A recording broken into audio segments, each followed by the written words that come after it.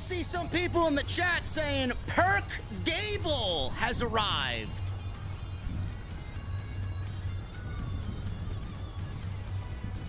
I don't know if I'd go that far.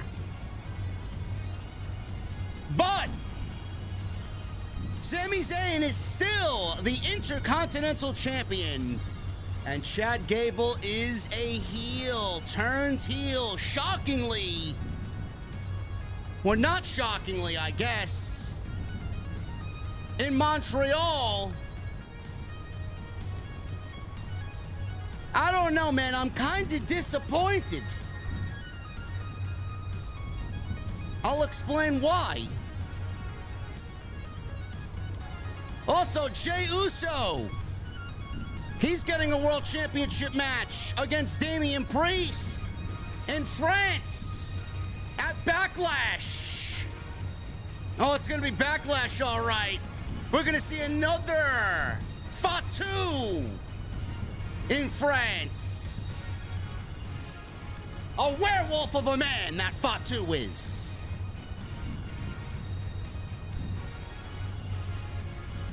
And we got new WWE World Tag Team Champions. New belts unveiled. As R-Truth, right to Triple H's face, called him Tommaso Ciampa. Anyway, ladies and gentlemen, Montreal was rocking the venue. The OTS venue, that is going to be rocking. I got my cold beverage. Hopefully you guys got yours. So when I get there on this Monday night, I want to know, what the fuck are you guys drinking? I'll see you over there.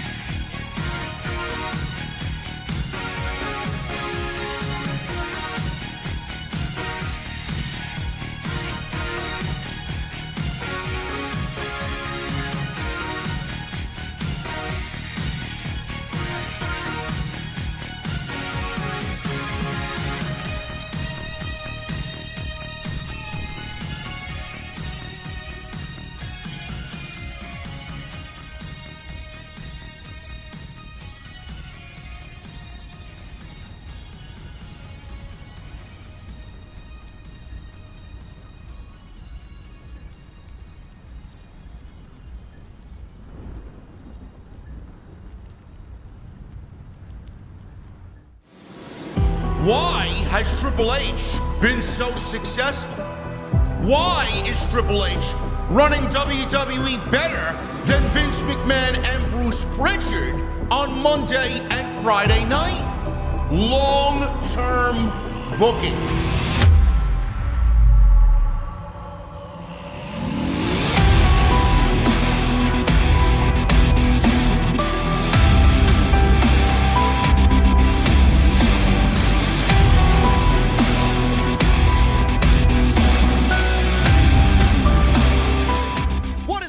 Thank you so very much for joining me right here on Off the Script. This is your Monday Night Raw post show for April 15th, 2024.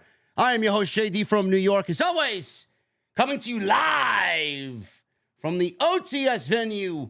Thank you guys so very much for joining me on this Monday evening, wherever you may be.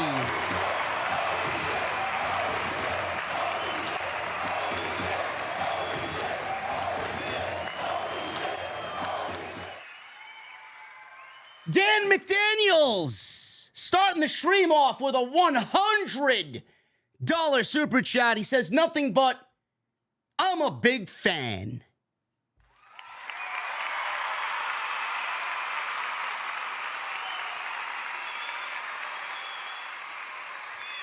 Get this guy a shot, whatever he wants. Dan McDaniels, I appreciate you being here, brother. Thank you so very much for your generosity right at the start of the stream. Monday Night Raw from Montreal. Always a great show when WWE goes to Canada. The fans in Canada are just something else, man. Something else. The energy is different. The excitement level is just amped up. I love it. Tonight was supposed to be Sami Zayn and Chad Gable for the IC title. And we did get that. A classic TV main event. A great entrance by Sami Zayn, really showing you the power of the WWE production crew and how the Kevin Dunn era,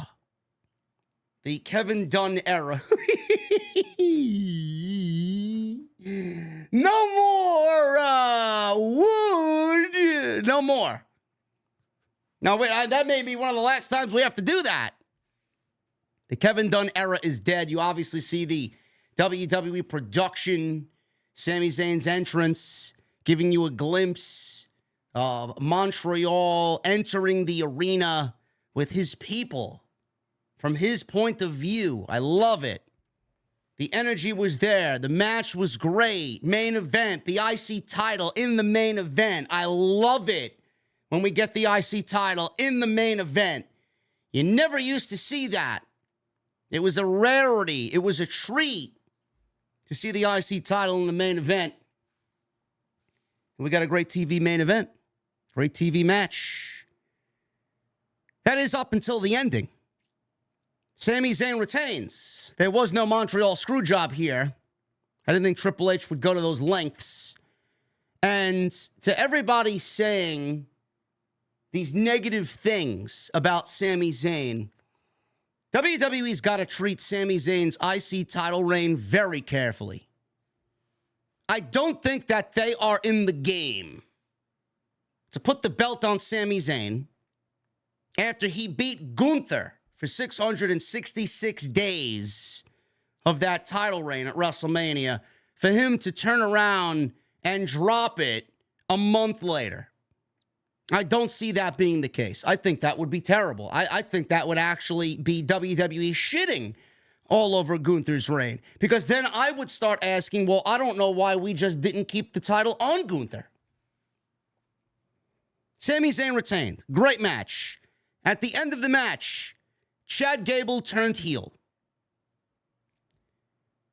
This is going to potentially cause some discourse in opinion. Not to say that I did not like it, because I do think that a heel Gable is probably going to be a better fit than a babyface Gable.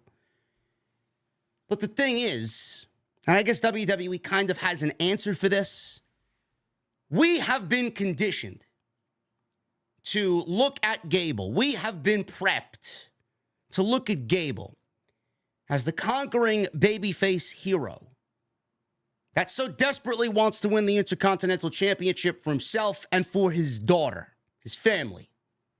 He vowed to get that championship back, or win that championship, because he had to. It was just more important to him. And we're not going to get that Chad Gable to win the championship.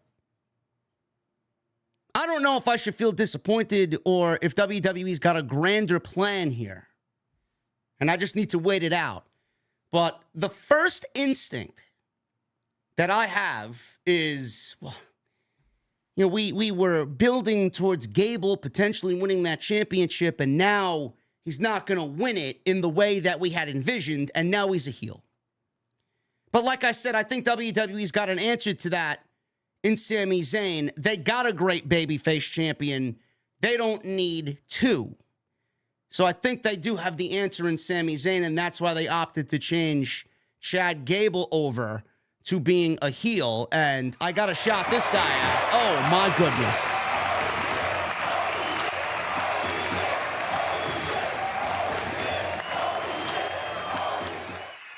Felipe from South Florida. Big fan from South Florida with a $100 super chat. Been watching your stuff for a while. Decided to finally show some support because you deserve it. By the way, let's go Miami Dolphins.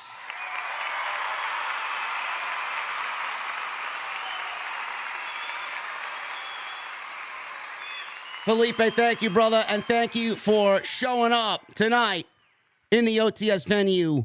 I am all right with the Miami Dolphins as long as you didn't say the Miami Marlins. We're good to go, man, because they're rivals in the NL East. No matter how terrible they are still rivals in the NL East, but I will accept the Miami Dolphins. I have no negative feelings towards any football teams, so there you go. Felipe in the chat. Thank you for the $100 bomb, brother. I wish I was in South Florida, but today, New York, 80 degrees, man. 80 degrees. I almost broke out the dark horse today. Maybe. So I was a little disappointed. I don't know if I should feel that way with Chad Gable, but I do. But I'm going to look at the bigger picture because the Intercontinental Championship title picture itself is loaded. And we haven't even gone through the draft yet, so we don't know who is going to be vying for that title. We don't know where that title is going to end up. It could very well end up on SmackDown. We don't know. Bronson Reed, Chad Gable, Sami Zayn, Sheamus is now involved. Ricochet, more than likely, will get involved in that IC. Andrade. We got a loaded mid-card here. And it's only going to get bigger with the WWE draft because of the NXT call-ups that we will see. We'll probably see Carmelo Hayes. We'll probably see Ilya Dragunov. Potentially Tony D'Angelo, my guy Tony D, on the main roster. I am okay with the heel turn. I am. Just a little disappointed that we were prepped for babyface Gable to be that conquering hero, and we didn't get it. But like I said, I feel like WWE's got that guy in Sami Zayn. The heel turn, I honestly didn't think they were going to go through with it, but they ended up going over the 11 o'clock hour, and they ended up having Gable put him in an ankle lock through the ropes on the top turnbuckle, which looked vicious. And that's the way they ended the show. I thought that we were going to get both guys respecting each other. And I legitimately thought that Sheamus was going to be the one to come out and blast Sami Zayn, and Sheamus be the one to go heel, as he also wants the IC title, as it's the only title he's never won. So I thought that's the way they were going to go tonight. We didn't get it. Gable instead. Sheamus stays a babyface for now. And it looks like Sami Zayn is eyeing a rematch against Bronson Reed for the Intercontinental Championship, as he's already staked claim at the next opportunity because he's already beaten Sami Zayn. So we got that to look forward to. I thought what they did in the main event was tremendous, and I'm very much looking forward to the story now of Chad Gable and why he did it, why he snapped on Sami Zayn. So we got a lot of moving parts here. And that's all you could really ask for in the Intercontinental Championship title picture, because with Gunther, things have been elevated. Before Gunther, we were not getting any of this. So with Gunther, it's been elevated, and WWE needs to keep the momentum for that title because of what Gunther did for that title before Sami Zayn beat him at WrestleMania. So I'm excited to see what's going on. Gable's going to be a great heel. Just a little disappointed that we didn't get that ultimate payoff with Gable winning the title as a babyface, but I'm excited to see where he goes as a heel. WWE introduced new tag team championships tonight. We will get into that. I am not surprised at what we got tonight.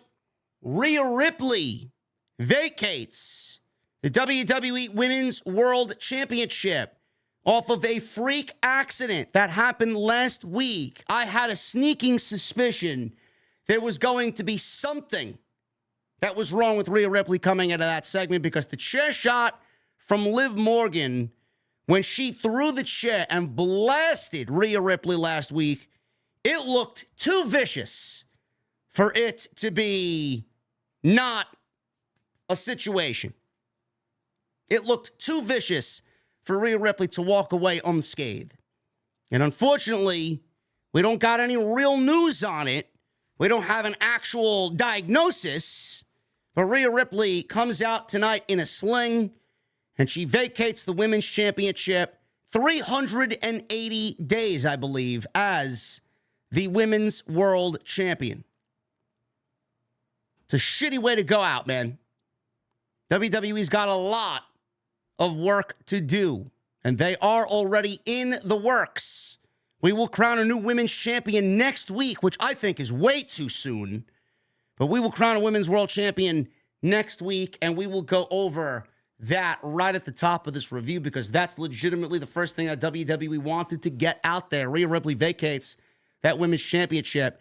And Jey Uso alludes to more Bloodline members showing up out of nowhere. And I think he's going to come face-to-face with the newest one when he stares face-to-face with Damian Priest in France at Backlash for the WWE World Heavyweight Championship. We will go over how I think all of that's going to go down right here on OTS. And I want to thank you guys for joining me here on the podcast. It's a great Monday. It's a very good Monday. Thank you guys for joining me. Follow me on social media at JD from NY206, Twitter, Instagram, TikTok, Cameo. Make sure you guys go and check out all the other content on the channel. We uploaded an extra today. We talked about an update on the debut of Tama Tonga on SmackDown. We talked about the WWE Draft, and we talked about the new Wyatt family that is quietly being assembled. So make sure you guys go check that out. It is legitimately on the homepage. Go check it out if you missed that or any of the content over the week. Hit that subscribe button down below. Turn on the bell for notifications. Super chats are open. Get them on in. We'll hang out at the end of the show as we always do. And please hit that thumbs up. We got 626 likes. We got 3,400 people in here on a Monday night. Absolutely no reason why we can't get 1,000 likes tonight on the stream. Sponsored by Blue Chew. BlueChew.com. Code JD at checkout. Make sure you guys go and get your free sample on me, courtesy of the podcast. BlueChew.com. Code JD. All you have to do is pay the $5 shipping and handling. Love my family over at Blue Chew.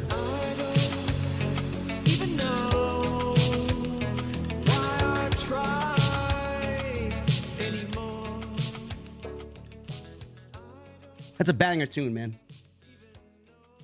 Love Dr. D. Dr. Disrespect. Red Skies. Listen, before I get into the review, I will be live with Tuesday Night Titans tomorrow night. I know this is a topic of heavy discussion amongst the off-the-script community. I know this is something that threw a lot of people off. I did not expect Drew to just leave the show. I got a heads up the night before, which we will talk about more in depth tomorrow. But I will be live. It won't be a debate show because I won't be debating with anybody. But Tuesday Night Titans will roll on, and it will roll on weekly because I do have a plan. I do have a great plan, and I already have a co-host lined up. So I will talk about all of that tomorrow and the reveal of my new co-host. Whether it's permanent or not, I don't know until I actually really discuss it with him. But I do have someone that is going to be signed on in the interim to be the new co-host of TNT. I want you guys to understand that when I do something, I don't go half-assed. You could obviously see by the operation we run here. We're the best-looking podcast in the entire fucking community, bar none. There's no one that does what we do. There's nobody better. There's nobody that sounds like us. There's no one that looks like us. There's no one that's doing what we're doing. TNT is a juggernaut on Tuesday night. It will remain a juggernaut on Tuesday night. And all I can tell you is this. All I can say is this. Tuesday Night Titans. I want you guys to understand the word Titan. The new co-host is going to take Tuesday Night Titans and that word Titan to a different level. That's all I'm saying. The show legitimately will be the embodiment of Tuesday Night Titans now with who I'm bringing on board. That's all I will say. If that's going to get you excited, good. When I will reveal him, I will let you guys know tomorrow. There you go. Let's get into this Monday Night Raw review. Yes, I know. You guys want BC. I know. I want BC too. Somebody go tell BC I DM'd him. It's not BC, unfortunately. Somebody legitimately, I swear to God, if BC is live now or if BC, tell him to check his fucking DMs, okay? Seriously. Guy's like fucking Batman. You can't get a hold of him.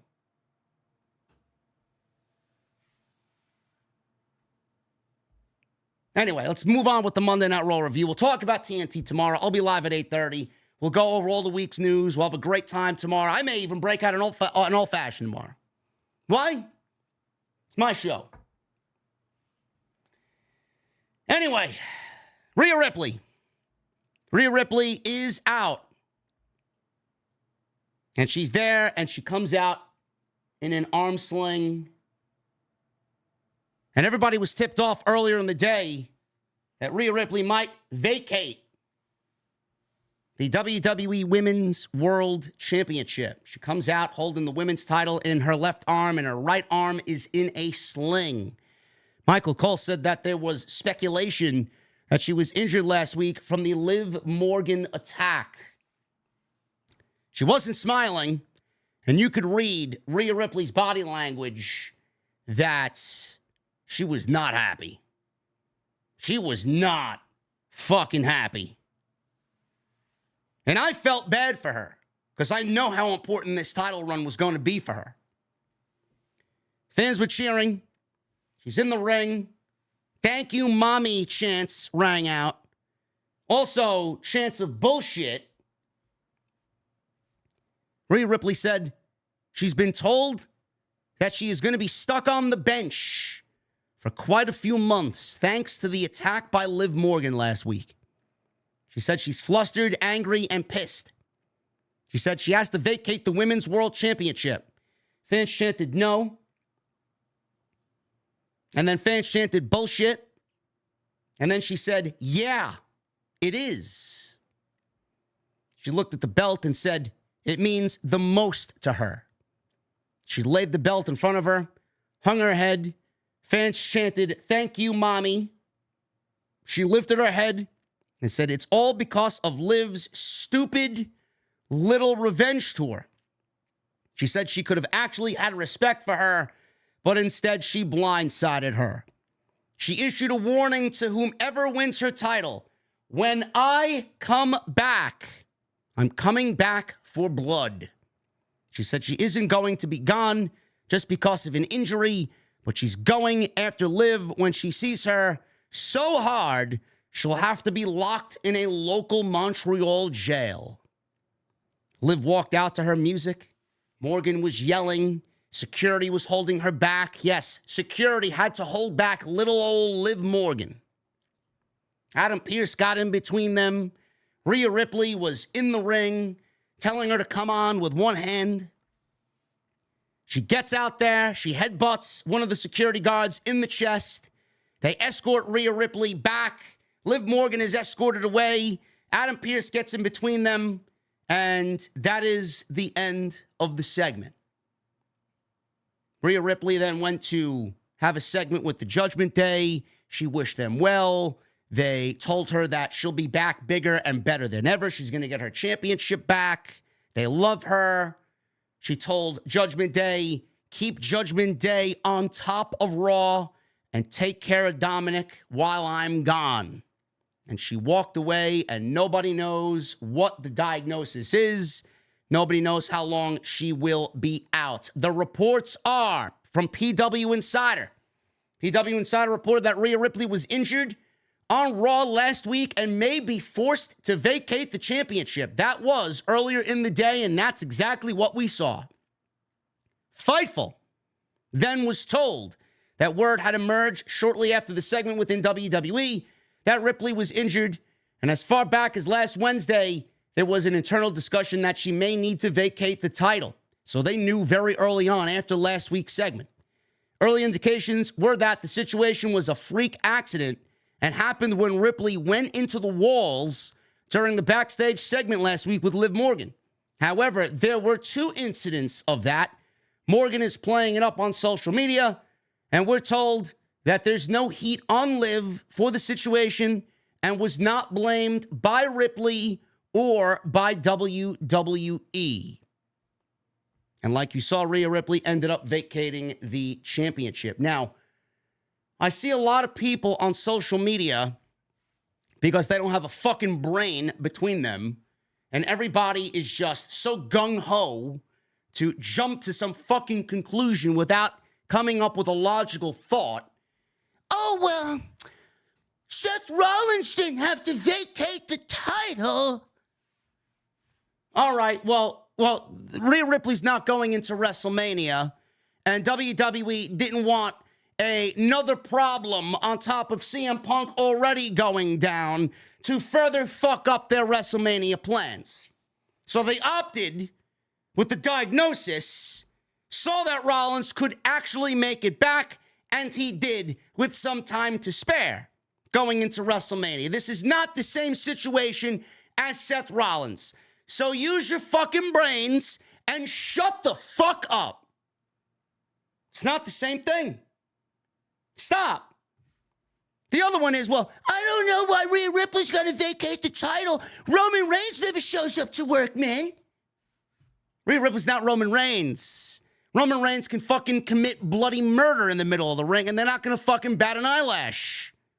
Stop. There are levels to this. And how the fuck do you know what the diagnosis for Rhea Ripley is? For all we know, Rhea Ripley could have a serious injury that will take her out of in-ring competition for more than 3 months, like a Rollins, or miss more than 3 months, like a Roman Reigns. Do you want that for the division? Because I know I don't. That division looks like she may be gone most of the year if she's got to vacate the championship. 4 months, 5 months, 6 months, at least. We don't even know what the fucking diagnosis is, and people are blaming other aspects, coming up with other excuses. It's ridiculous. Then I got the other side. Oh, Liv Morgan's unsafe. Oh, Liv Morgan is this. Somebody needs to check on Liv Morgan. She's an unsafe worker. Liv Morgan needs to be punished to the 10th degree. I mean, you're never going to win with these fucking people. You're never going to win. It was a freak accident. It looked bad. I don't know why. I don't know why we're throwing chairs above neck level anymore. Clearly something went wrong there. I think maybe next time we kind of lessen the chairs flying at somebody's fucking head so we don't have to run into this problem again. It was a freak accident. Everybody wanted Rhea Ripley to remain the champion. And now Raw has no women's champion. WWE announced tonight that they're going to crown a new champion next week. This is way too soon. Way too soon. WWE would be best served to wait until after the draft. And then we get some solid competition. I don't know why there is an internal need to rush to crown a women's champion. On this brand, there is legitimately no one on the show outside of Nia Jax, Becky Lynch, and Liv Morgan. I don't know. I don't know why we need to rush. Now, clearly, The one that everybody's probably going to gravitate towards is Becky Lynch. Becky Lynch does not have a new contract in front of her yet. The rumor is that Becky Lynch is going to have her contract run out, and then WWE is going to start negotiating with her. I don't know why. I don't know why performers like Becky and Drew McIntyre have weeks, 4 or 5 weeks tops. In McIntyre's case, 5 weeks left on his WWE deal.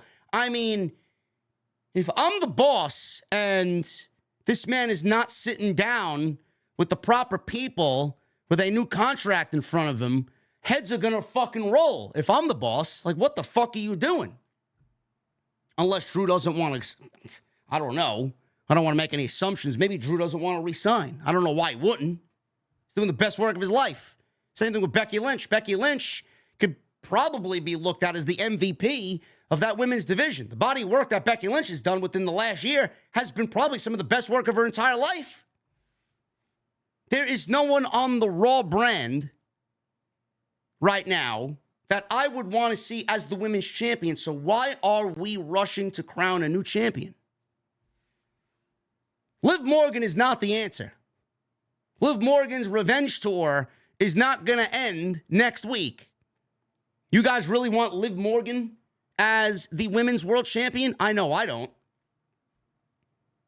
I don't believe I'm going to say this. Somebody may have to check my temperature. I would rather see Nia Jax as the women's world champion over Liv Morgan. Believe it or not. Because I think Nia Jax has actually put in the work. I think Nia Jax has actually looked the best she's ever looked, sounded the best she's looked, and she's come back to fucking work. Somebody get me a thermostat, man. I don't believe those words came out of my mouth, man. I mean, is there something fucking wrong with me over here? Seriously. I'm being serious. I'm being serious. Liv Morgan ain't it. I'm sorry, guys. She ain't it.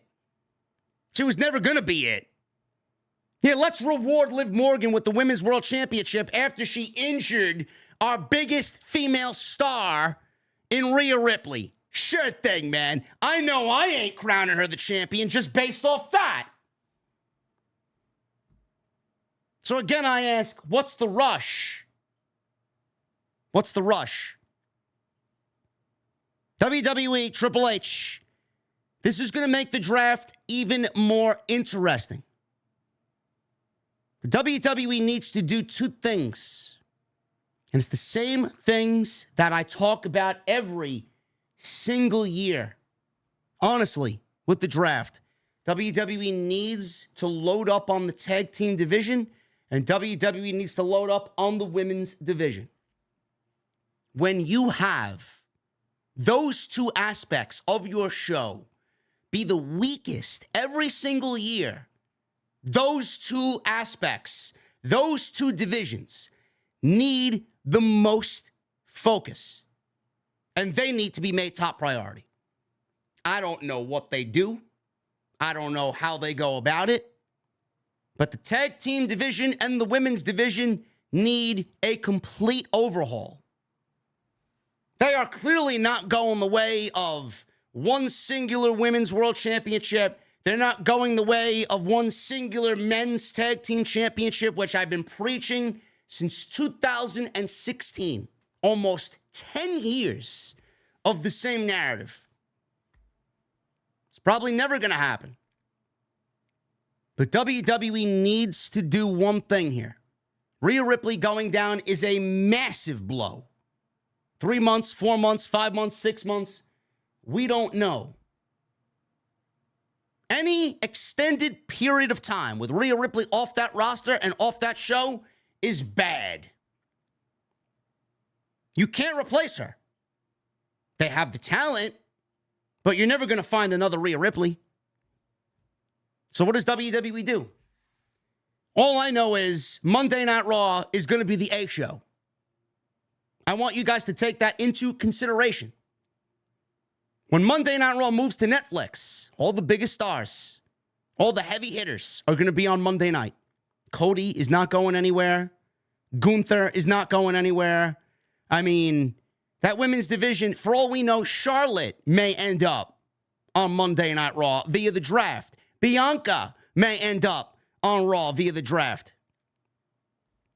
Tiffany Stratton may end up on Raw via the draft. Monday Night Raw is moving to Netflix. They are now the de facto A show. SmackDown is moving to USA. They will be the B show.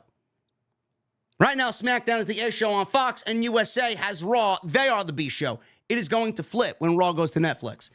So whatever they do, they need to overload the women's division with top-tier talent.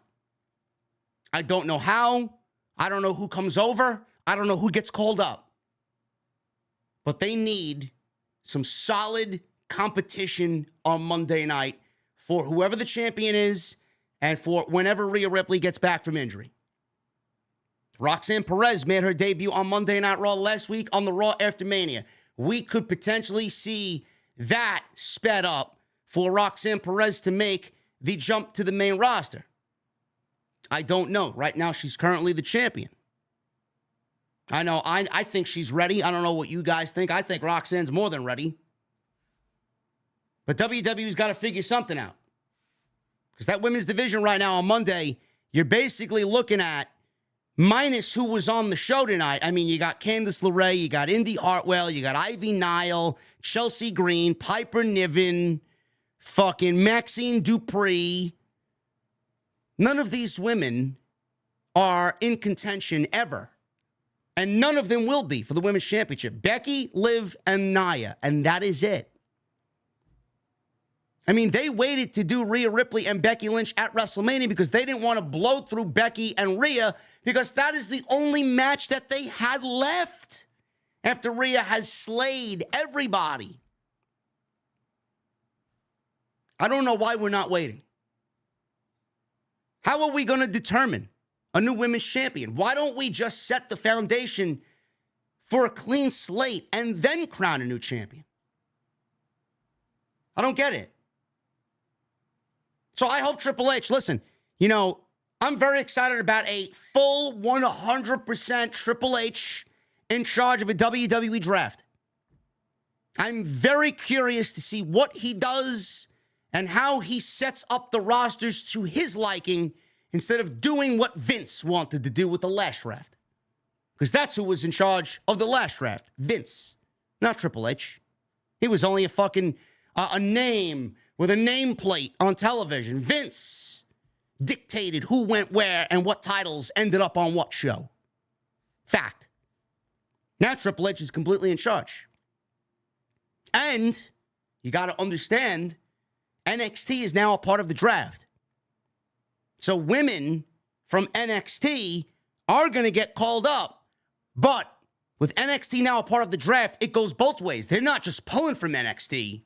The main roster, they have a chance to go back down to NXT. So we could see a Maxine Dupree end up on NXT. We could see a Piper Niven end up on NXT. We could see a Chelsea Green end up on NXT. And we could get a Roxanne Perez pulled from NXT. We could see a Lyra Valkyria pulled from NXT. We could see a Sol Ruka pulled from NXT. A JC Jane pulled from NXT. Thea Hale pulled from NXT. We could see anything. WWE can absolutely mix and match here. But my God, does the women's division on the main roster need a fucking facelift? On Raw, especially. SmackDown, I mean, they're fucking loaded. They're loaded. Bayley, Jade, fucking Dakota Kai, Io, Asuka, Kairi. I mean, holy shit. Bianca, Naomi. You name it. I mean, they're loaded over there. Charlotte, loaded. Look at Raw compared to SmackDown. Completely just fucking unbalanced. So keep that in mind. But that should be a priority. Tiffany Stratton's over there. How could I forget Tiffany? She's probably my favorite over there. But man, that needs to be a priority for sure. So we'll see how it plays out. I don't know. It sucks. It really does suck. You know, I don't know why WWE does the things that they do sometimes. I don't know why a fucking spot like that was even approved. I don't know if she wasn't thinking. I don't know if it was planned to be that way and they said, yeah, it'll be fine. Chair shots, whether they are, you know, a typical chair shot over the head or in the head area or you throw a fucking chair, it looked like Rhea didn't even expect it. Go back and watch. It looked like Rhea didn't even know what was coming at her. And it looked bad when it happened. And now it's cost her the women's championship, her great run, which she was never going to lose that championship. She was probably going to hold that title into next year's WrestleMania. And now we don't have a women's champion. On a show, in a roster, or in a division, I should say, on a roster that has zero momentum. Losing their biggest star. Great. Again, you guys might think I'm crazy. I'm sorry. I'm not rewarding Liv Morgan for this spot. I'm not. Becky? Give me Becky then. It's either Becky or Nia. We've seen that. We've done that with Becky. Maybe Nia wins the championship. Even that's bad. Now that I'm thinking about it, I'm looking back at myself. I'm like, I don't believe I'm saying this. But who else do they have? That's why I don't know why they don't wait until after the draft, where they have a whole fucking slew of new talent, a new roster, and then they can have a tournament. I don't know. Sheamus. He's back. And Sheamus is looking like a fucking brick house. The man is, and I don't want to use this word, and I'm gonna pause myself before I even say it. Sheamus is looking a little thick. Pause. Sheamus looks great. Sheamus put on a ton of muscle. He's obviously working out with his Celtic workouts. And I'm glad he's back, man. I'm glad he's back. We are now back to having banger after banger after banger for Sheamus. Sheamus came out. Now, correct me if I'm wrong. It sounded like he came out to his Jim Johnston theme. Or maybe it was a mashup of themes. I don't know. Writing on the Wall or whatever the fuck his name, the name of his theme song is. Writing in My Face. Something along those lines. I don't know. It sounded like the old Jim Johnston theme. Maybe we should just go back and get Jim Johnston to do all the fucking themes. Is that a possibility? The OG theme, Written in My Face, yeah. There you go. I knew it was one of those. It's his old theme. He's got his old theme back. He asked for it. They gave it to him. I guess it was a negotiation tactic for re-signing with the company. Rumor is he's a free agent, too. Sheamus and Ivar. Sheamus comes back after 9 months being away. And this guy's doing white noise off the top rope to fucking Ivar. This guy's a fucking psychopath. Sheamus is out there. He's looking great. Ivar makes his way out to the ring. Ivar's been impressive. We go to an early commercial break. He hit a big white noise off the middle rope. Popped the crowd in Montreal. He didn't go for a cover because we went to a commercial break. Sheamus, back from break, hits a big power slam, and then the 10 beats right across the chest on Ivar. Ivar dropped him with a roundhouse kick and a splash off the top for a 2 count. Ivar tried a springboard crossbody, but Sheamus hit a jumping knee strike. Sheamus hit another knee and then a bro kick for the 1, 2, 3. Good 8 minutes. These guys got half of it, took place in the commercial break. So for us plebeians at home, we got about 4 minutes of Sheamus and his return against Ivar. Happy fella's back. Let's drink some Guinness. Let's raise that Guinness for my guy Sheamus making his return.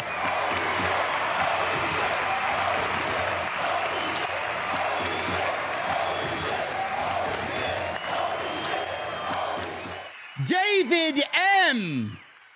with a $99.99 super chat. I think that's why you put the title on Liv. Unless she has to be off TV entirely, I think you should pull another Stone Cold Owen feud in 97 after SummerSlam where he helped Owen win the title so he could beat him for it later. Granted, Liv is no Owen, but it keeps Rhea Ripley around. They may very well do that, David. I'm not really sure if that is what they are going to do. But there are a small pocket of fans out there that actually do want to see that happen. I am not one of them. I am not one of them. I do not think Liv Morgan is championship material. We have been there, done that. The first go-around was a complete failure. I'm not expecting this one to be any better than the last, no matter if it is Triple H in charge instead of Vince McMahon.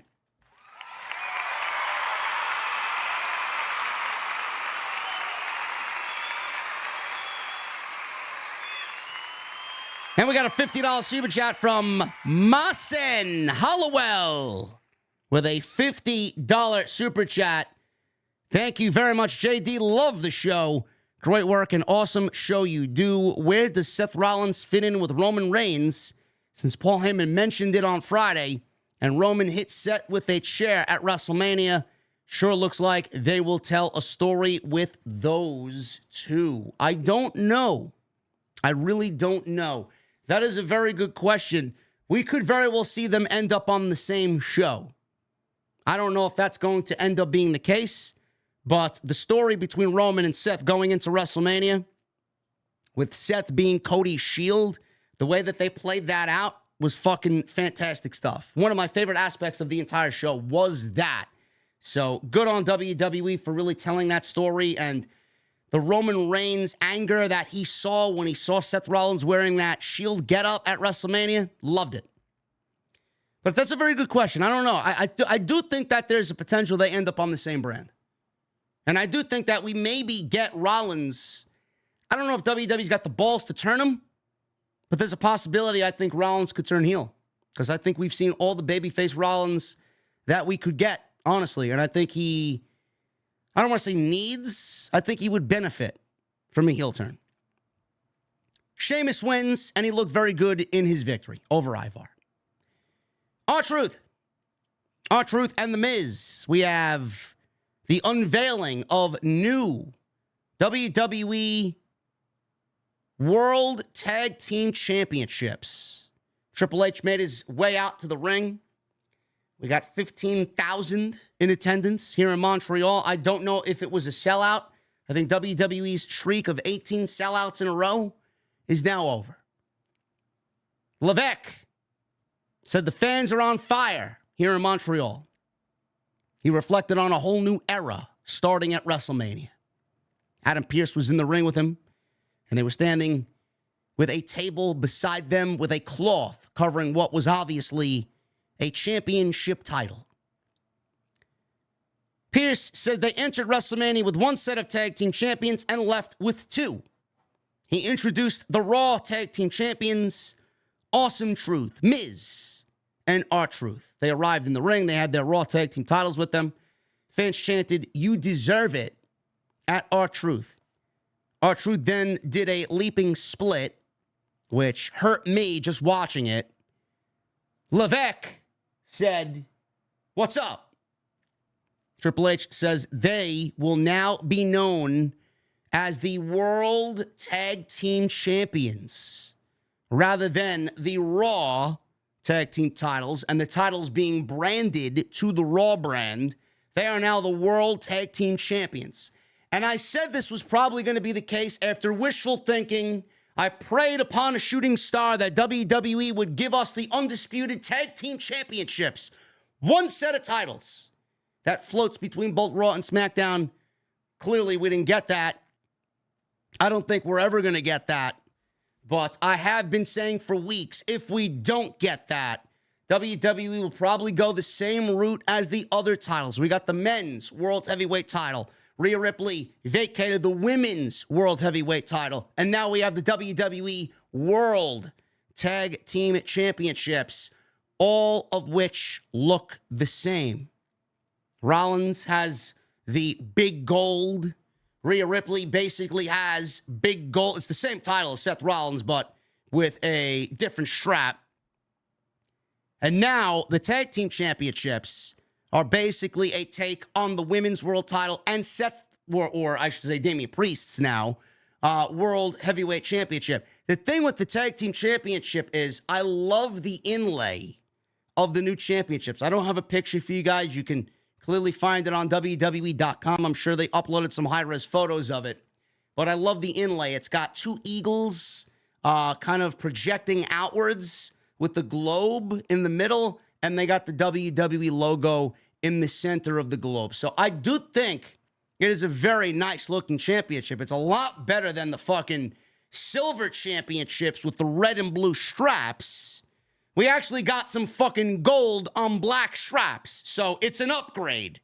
Whether you like it or not, I don't really give a shit. From my point of view, it's an upgrade. So we got new tag team championships, and I'm assuming on SmackDown, they will unveil on Friday, Austin Theory and Grayson Waller will be the WWE Tag Team Championships, just like they have the WWE Championship, the WWE Women's Championship, and then the WWE Tag Team Championships. So that is going to be the way that they separate both championships on both shows. So I've been saying that for weeks. You guys should not be surprised by that. And I think the titles look great. So he revealed the new titles, did Triple H. R-Truth flipped out because when Triple H pulled off the black cloth, he was surprised to see the championships on there, and he thought Triple H was performing a magic act. He says he hasn't trusted magicians because people used to be able to see little Jimmy. They went into a bit where Truth thought that Triple H was actually Tommaso Ciampa. He's like, Triple H ain't here. What are you trying to do? Are you trying to fool us? You trying to pull one over us? Tommaso Ciampa? I don't know why I found this incredibly funny. I died laughing when he called Triple H Tommaso Ciampa. Triple H is trying to fucking not break kayfabe. He's trying to hold back a laugh and a smile. So, Miz says, let me take care of this. Let me take care of this. He tried to explain to Truth that these championships that he's giving us are our new titles. Triple H got frustrated.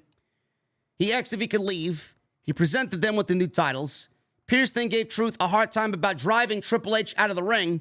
R-Truth was like, Triple H was in the ring? What are you talking about? He denied Triple H was even in there. Pierce then announced it was time for the triple threat match to determine the number one contenders for their new World Tag Team Championships. I enjoyed this segment. It went a little bit too long, but, I don't think anybody can truly complain about R-Truth comedy on Raw. They're not going to hold those tag team titles for very long. Triple threat match.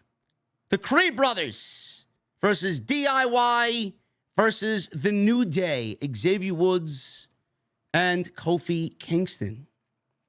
So, as soon as The New Day walk out, we got a static interference with a QR code, which is something for Uncle Howdy and the new reveal of whatever is going to come as pertains to his character. People were already examining that on social media. You saw it clear as day during the New Day's entrance here on Raw. So, we get this match. It goes about 10 minutes. Everybody's in there. They traded big moves. We go to a commercial break right away. Come back from break. Ciampa is with Kingston. He's got him up in Project Ciampa. Nails it for a near fall. Woods tagged in. Hits a tornado DDT. Woods gave Gargano the honor roll clothesline. and knocked down Brutus Creed with a forearm.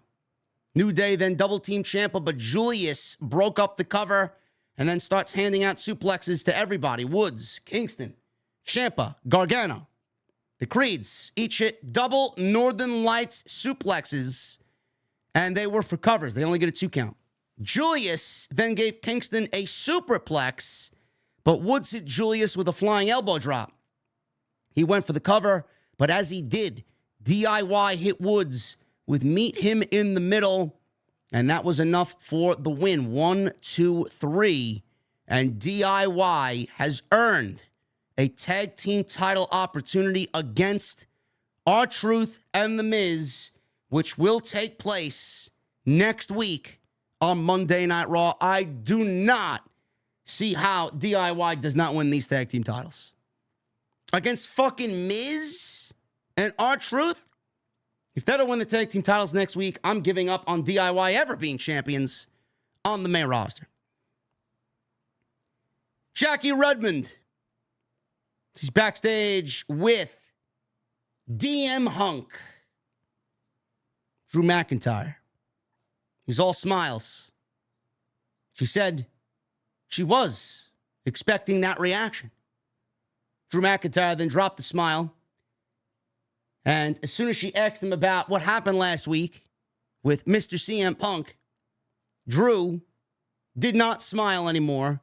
He snapped and he kicked the TV over that was standing in front of him while a loud CM Punk chant rang out in Montreal. He doesn't like that CM Punk fellow. Candice LeRae teaming with Indy Hartwell against Maxine Dupree and Ivy Nile. I'd love to ask WWE management why, for the last 3 weeks, it's probably been longer, I have maybe lost count, why are we continuing to get this same match over and over and over again? I mean, does anybody care at this point? We've gotten no dialogue. We've gotten no reason, no explanation from Candice LeRae why she's acting heelish. Indy Hartwell last week and the week before that was looking at Candice LeRae, not wanting to cheat to win, not wanting to win via nefarious means. But this week, she finally warmed up to the fact that, hey, if we want to win, I got to do what she's doing. And that's exactly what happened. Indy Hartwell now resorting to the same cheap tactics that Candice LeRae is using. But do we have an explanation? Why don't we have an explanation? Maybe we'll get one after the draft. Maybe. LeRae and Hartwell win here. I feel like I have to say something nice about Maxine. She didn't look egregious in the ring tonight. She did have a very nice crossbody off the top rope. She did have a very nice perfect plex, fisherman suplex with a bridge tonight. So I will give her that, but I think she also had a nice DDT as well. But the thing is, everything looks so staged. It doesn't look fluid. It doesn't look like it comes second nature. It doesn't look like it goes from one move into the other and it's seamless. It's like robotic. But she executed the moves good. Look at that. Look at that, man. JD is growing as a analytical podcaster for the WWE product. Wow, man. Look at that. A little positivity goes a long way, man. There you go, man. Come on.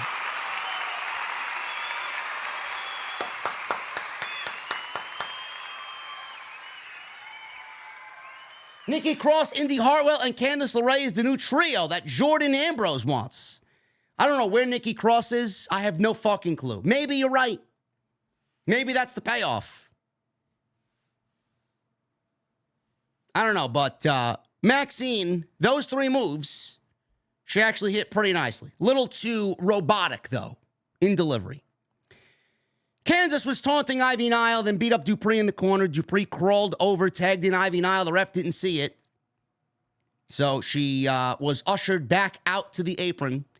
This was thanks to Indy Hartwell and a distraction. Hartwell kicked Dupree and dragged Candice onto her. The referee did not see this, as she was not the legal individual. And they win the match. 1, 2, 3. LeRae and Hartwell win. No reason why. They are both acting the way that they are. I can promise you guys, I am feeling okay. I am feeling okay. We got a video on Damian Priest. Very good video package on Damian Priest saying he wants his name to live on forever. He said 10 years ago he was homeless and no one thought he'd make it to this stage. He says he's busted his ass. And then WWE aired a bunch of big clips and big moments of him within the company, ultimately with him cashing in the briefcase and winning the World Heavyweight Championship. I noticed one thing about this, and maybe you guys can chime in on this in the live chat, or if you guys are watching this after the fact, the chat down below. This, to me, and I've been saying this, I do think Damian Priest is going to be booted from Judgment Day. I do think that at some point, Judgment Day, while Rhea Ripley is out, is going to be headed towards Splitsville. This definitely felt like a babyface Damian Priest video package. I don't know how you could look at this and say, man, I want to boo this guy. Felt like a babyface video package to me. I don't know, maybe that's where they're headed with Damian Priest. So we go from that to Damian Priest backstage. Told the rest of Judgment Day that they still run Monday Night Raw. He got Dominic Mysterio and J.D. McFlurry fired up. Finn Balor says their focus should be on getting back the tag team titles. So why is he wrestling Jey Uso? Priest says he needs him to teach Jey the meaning of the word loss. He asked Balor if he's good with that. Balor smiled and said, of course I'm good with that, brother. Priest told him to go take care of business. Damian Priest basically wants to use Finn Balor to soften up Jey Uso so it's easier for him to retain the World Heavyweight Championship at Backlash. A clip aired earlier in the afternoon with Jackie Redmond interviewing Chad Gable, working out in the ring with the Alpha Academy, with the Creeds. He says a win tonight would validate and vindicate him. He says he's excited for a big night. She asked about dealing with the crowd favoring their hometown champion, Sami Zayn. Gable says, I had to qualify for the Olympic team, and I was representing Minnesota, and I wrestled in Iowa. Nobody wanted me to win being a Minnesota native in Iowa, so I'm used to wrestling in the away stadium. He says when he trained with Sami, he did learn all of Sami's weaknesses. Andrade, he went one-on-one with Dominic Mysterio. In his corner was J.D. McMuffin. Andrade has felt ice cold since coming back to WWE. Maybe it's just me. I don't know. How do you guys feel about Andrade coming back to WWE? Nothing really exciting yet with Andrade. I hope they pick it up. Maybe after the draft. Maybe. You know, the thing is with this particular feud, this is nothing more than an extension from what we saw coming out of WrestleMania. And even at WrestleMania, there was no heat for the Andrade, Rey Mysterio, Santos Escobar, and Dominic Mysterio match. There was no heat. So why would I look at this and feel any sort of way, any differently than what I watched at WrestleMania? I don't. This was a heatless match. Wasn't bad. I just don't care. Another match We go to another break right away. Half of it happened in the commercial break. Andrade fought back after the break. He missed his moonsault. Dominic gave him a Canadian destroyer on the apron, which looked brutal, which led to a 2 count, which you can tell this is a new era. WWE doing Canadian destroyers on the ring apron. When was the last time you saw that happen on Raw? Happens every fucking match on AEW Dynamite. So he rolled him back in the ring. He went for a cover. He got a 2 count. Dom went for 619. Andrade dropped him with a big back elbow. Andrade knocked McNugget. Yes, McNugget off the apron. He tried to interfere and hit Dom with the message, which is his hammerlock DDT for the 1, 2, 3. After the match, JD McMuffin attacked Andrade. Ricochet ran out to make the save. And it's just, again, I'm not really going to zing this for, oh my God, this is just a repeat of last week and WWE isn't moving on to anything new. I told you guys last week, I'm going to reiterate it again. We have a WWE draft coming up in 2 weeks. Hopefully we get new, fresh feuds after the Raw and SmackDown drafts. But they are continuing with what they have been doing. And next week, we're going to get Ricochet and Andrade teaming up against JD McRib, because there's no such thing as a McFish, and Dominic Mysterio. Kathy Kelly interviewed Jey Uso. This was very interesting. Kathy Kelly interviewed Jey Uso backstage for his reaction to what happened with his brother Jimmy on Friday night. He gets into a more serious mood. He says, as far as Jimmy goes, he told him he should have come with him, but I need to focus on Balor. The Bloodline, they seem to be adding members that we don't know of. Just literally out of nowhere. But I told Jimmy to come with me. Jay says he had to focus on Finn Balor tonight, and he would receive a yeet down. Jey Uso, without actually, I don't know if you guys picked up on it. Jey Uso, without actually saying it, it's basically giving you a glimpse into the future. The Bloodline is adding members literally out of nowhere. And that's exactly what's going to happen at Backlash. It's exactly what's going to happen at Backlash. We got Tama Tonga debuting on Friday night. I thought it was great. Solo Sikoa is now acting as the new tribal chief. Kicked Jimmy to the curb. Jimmy lost. I don't know if Paul Heyman's a part of the group. I'm assuming he is for now. But Paul Heyman wanted to call Roman Reigns. This was not a part of the plan. He takes Paul Heyman's phone and steps on it. So Solo Sikoa is acting as the tribal chief and now has enlisted Tama Tonga. I said this on Friday. I'm going to reiterate it again. I don't think that this is set up by orders of Roman Reigns.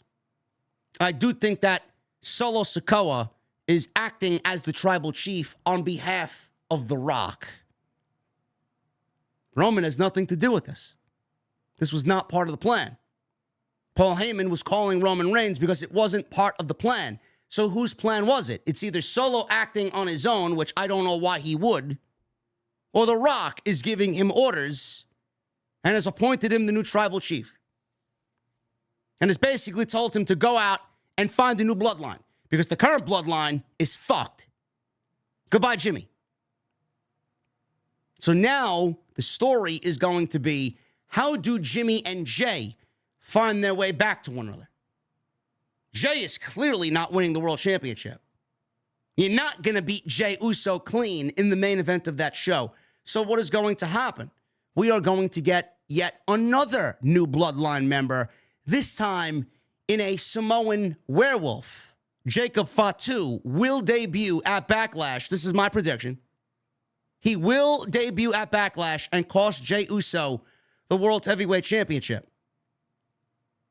I believe that is what WWE is going to do.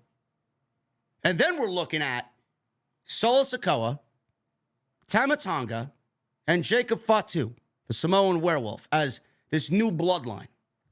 Solo's acting as if he's the tribal chief appointed by The Rock. Jimmy and Jay have to find their way back to each other.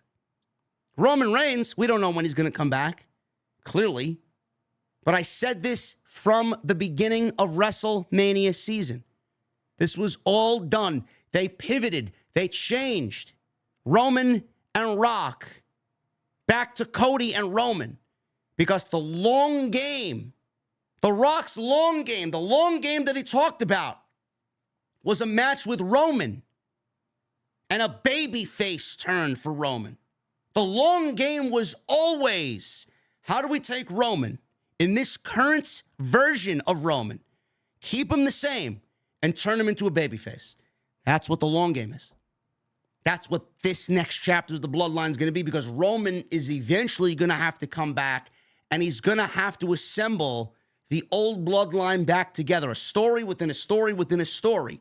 How does Jimmy get back to Jay? How does Jay get back to Jimmy? How does Roman convince Jimmy and Jay to join him again to battle this new bloodline? Where does Paul Heyman fit into this? Does he side with the final boss? Does he side with the tribal chief? You're looking at some monster story here. I love it. But I do predict Jacob Fatu will make his debut at Backlash, and Jey Uso basically alluded to more members joining out of nowhere.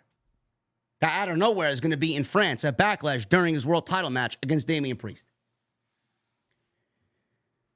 In another match, which had me questioning, why is this on my TV? Piper Niven and Chelsea Green defeated Kaden Carter and Katana Chance in 2 minutes. Crowd could not give a single solitary shit about this. Whose cereal did Kaden Carter and Katana Chance shit in? Weren't they at one point the women's tag team champions, and now they're losing in 2 minutes to a jobber tag team? I don't get it. Niven gave Carter a running crossbody, and Green made the cover for the win. Garbage, garbage, garbage.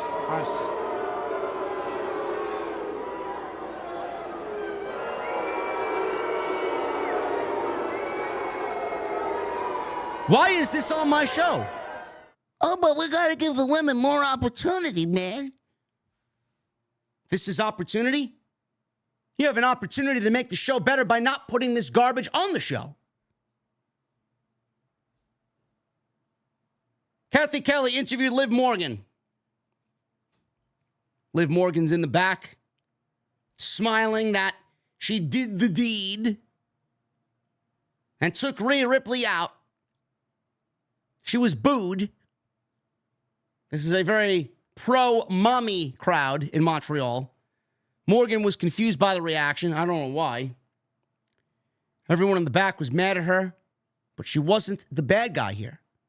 She wondered where this sympathy was for her when Ripley injured her shoulder and left her out for months. Morgan called it karma at its finest. She said her revenge tour isn't over. It's only going to end with her as the world champion. Sorry, honey, not going to happen. It very well could happen next week, because WWE's coming up with a new champion next week. I hope it is not Liv Morgan. We go into hour 3, and we start with the new WWE champion, and his name is Cody Rhodes. He is the new World Heavyweight Champion. He's on the show tonight to address his audience, to say what? I don't know. Are we going to get anything different from Cody Rhodes here tonight on Raw? He enters the ring. Fans are singing Olay, giving him the big Olay treatment. I love a good Olay chant. Then they chanted Cody.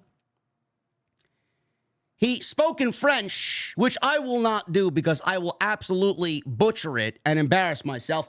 He asked Montreal in French what they want to talk about. He thanked Adam Pearce for letting him hang on Raw, even though he's not technically a SmackDown star. He says he'll either be facing LA Knight or AJ Styles at Backlash. AJ Styles. He'll be facing AJ Styles at Backlash. A clash of two former Bullet Club members is the main event of Backlash. He brought up Seth Rollins, saying he would be his shield. One of my favorite aspects of that story. Fans chanted, "Thank you, Seth. Thank you, Seth." He said another friend of theirs did some reflecting yesterday. Speaking of The Rock, we got a loud Rocky sucks chant. He says it was news to him that Rock did a 10-week training program to spar with and guide his training. He says he doesn't think Rock has one more match in him. I think he's got a lot more than that. He said in typical Rock maniac fashion, he says he was going to make me bleed again. Cody says he might bleed, but no amount of training or preparation can stop him for making Rock bleed with him. Cody talked about the bloodline. He said Tama Tonga showed up. Roman Reigns was nowhere to be found. He says he wanted to call a friend of his to the ring. Main event, Jey Uso. Cody says when Jey comes out, you could feel it from your head to your toes, or your head to your yeet. He called it a bad dad joke. McAfee says he can feel it in his yeet. Cole said to McAfee, don't yeet all over yourself. They're having a blast out there on commentary. McAfee stood, did the Jey dance. So McAfee did indeed just yeet himself. Cody says when you wrestle one member of the Judgment Day, more are nearby. So he'd like to have Jay's back, just like Jay had his, because Jay helped him finish the story at WrestleMania. Jay says, I appreciate it, but I want to do this on my own. I am going to be the yeet master. Jay says he'd like to be the world heavyweight champion. Cody says he understands. He gave him a hug. Cody looked to walk away, stopped. He looked back at Jay and said, oh, and one more thing. Until we yeet again. Kind of cringe. But Cody Rhodes did mention The Rock again. I know the rumors are going around from The Observer that Rock wants Cody at WrestleMania. I don't think waiting for another year to do Cody versus Rock is necessary. I think if you got it and you can do it, you do it at SummerSlam. And I'm still going with the inclination of Rock and what he handed Cody. I mentioned this with Drew on Tuesday last week. He kind of blew it off. That's not it. I'm sticking with my guns. I think Rock handed Cody a lighter. I think the real story of Cody's bus going up in flames, WrestleMania weekend, I do think that they may turn it into a story, and I do think that The Rock will be pinned as the one who tried to burn down Cody's bus. I'm going with that. I think that's fantastic. If they can turn that into a story, that's what I'm going with. Because he handed Cody something, and he said, you don't even need to open your hands to know what it is. What is it? It's either a book of matches, a lighter, or a watch. The watch is boring. The lighter makes a little, or things a little bit more interesting. I'm just going with that. But he did mention The Rock. I think we get Rock and Cody at SummerSlam. Drew and I have talked about it on TNT for weeks now. That's where you do it. Cody defends the WWE title against The Rock. That's where Roman comes back, and then you really begin the Bloodline Civil War, which will then lead to Roman versus Rock in Minneapolis at WrestleMania 41. So Jey Uso, he goes one-on-one with Finn Balor. Before that, Kathy Kelly interviewed Nia Jax, who said she doesn't care about what happened to Rhea Ripley. She may be the only one. She asked who is going to stop her from taking that title. She talked about the draft in 2 weeks, adding new potential opponents. She said the title will be hers. So we go back to in-ring action. Balor attacked Jay from behind before the bell. And the bell rings. And we go right into Jey Uso versus Finn Balor. This is the co-main event on Monday Night Raw. Goes to about 9 minutes. We go to an early commercial break. We come back from the break. Jay fought back. Balor raked his eyes. Set up for a drop kick, but he ran into a super kick. Balor avoided the Uso splash.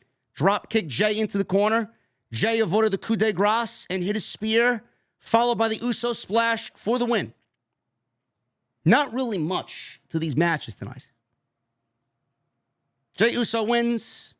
After the match is over, Priest entered the ring, had a stare down with Jay.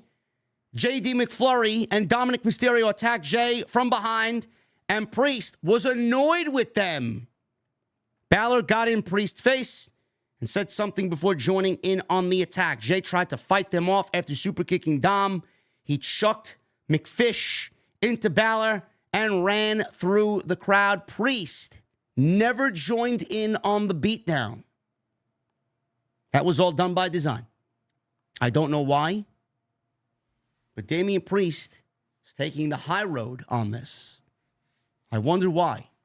That may be your in to breaking away Damian Priest from the Judgment Day. So all of a sudden, the camera stayed on Jey Uso.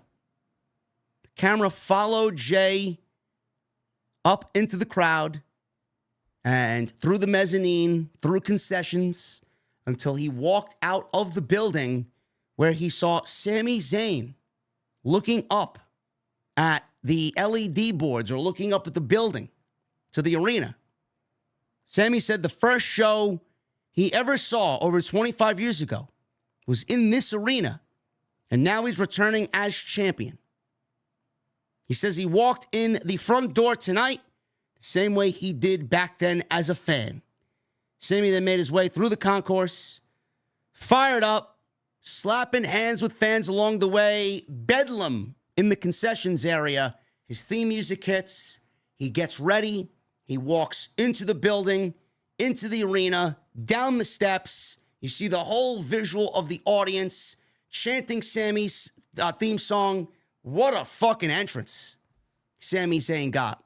Unbelievable. One of the best entrances that I personally have ever seen on Monday Night Raw. Excellent stuff. The WWE production team has taken it to a whole new level. Love it. This entrance was fit for a champion. No doubt about it. Sami made his way into the crowd. Fans are singing his entrance theme. He makes his entrance. Chad Gable makes his entrance. We got the formal ring introductions that were made. Fans booed Gable. Fans obviously cheered Sami. And the bell rings with 20 minutes left to go in the show. So we go right to a quick commercial break at the top. And we go 2 minutes break. We get back from the break. Sami Zayn's wife sitting in the front row.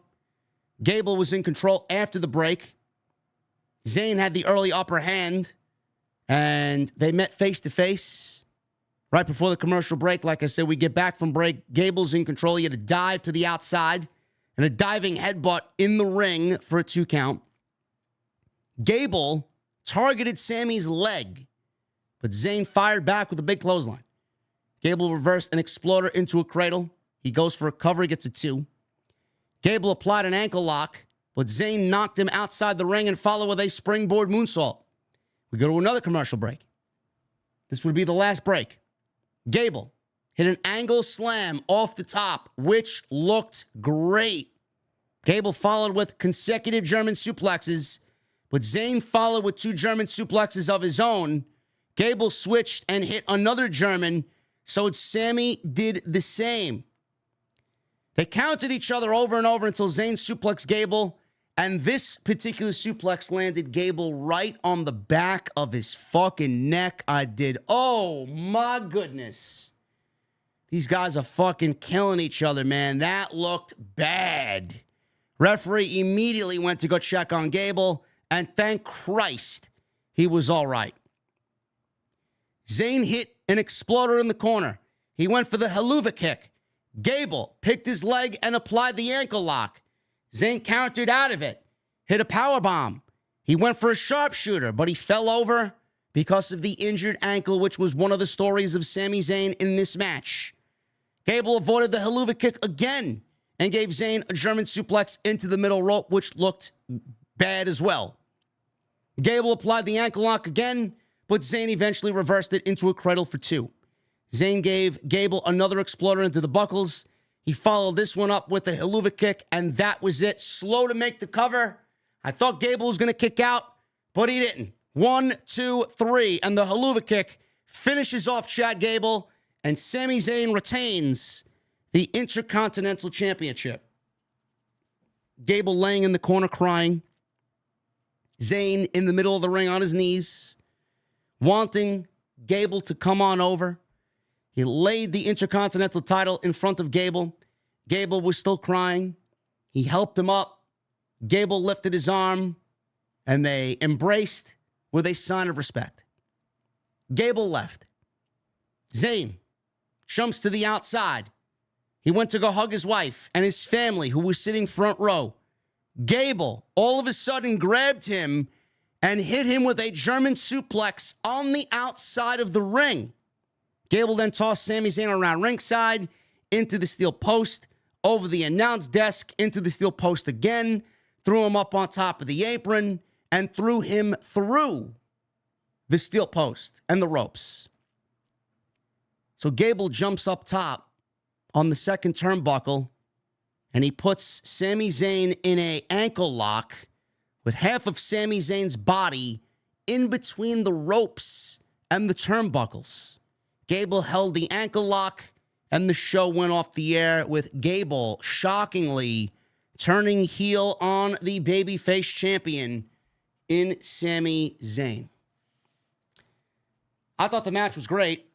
I thought the chemistry between both guys was great. I thought the post-match attack was really good.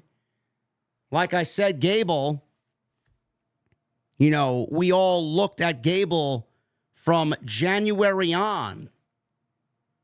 We looked at him as the conquering babyface that wanted so desperately to win that Intercontinental Championship.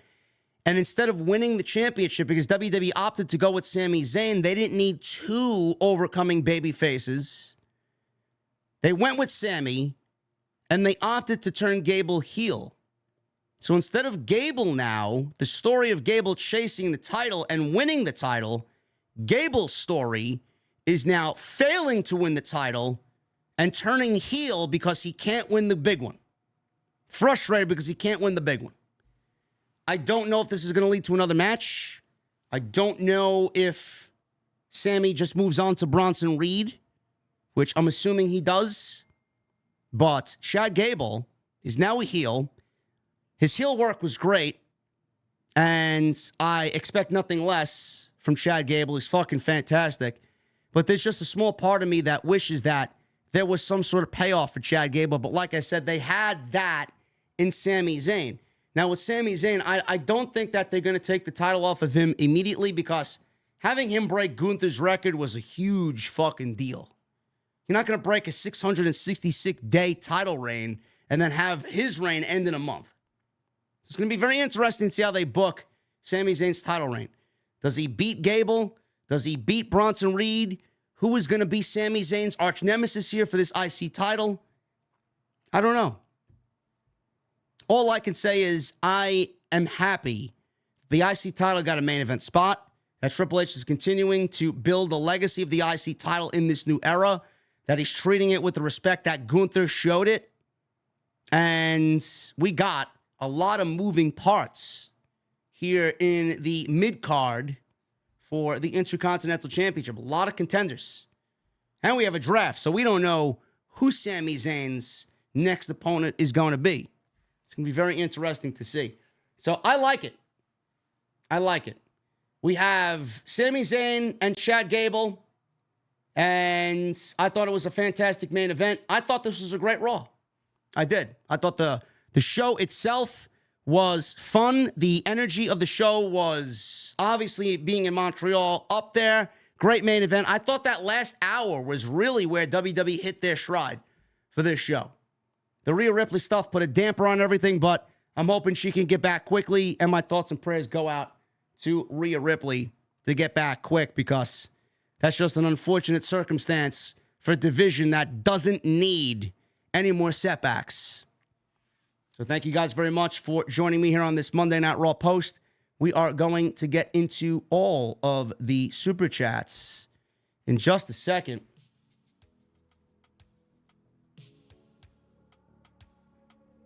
Ollie Garcia, I'm a clown, but you listen to me every day. Now you can listen to me from the bench. Maybe next time you should keep your fucking mouth shut. Anytime anyone comes into my chat and you directly throw derogatory terms at me, you're gone. Let that be a lesson for anybody else. Now you could watch from the bench.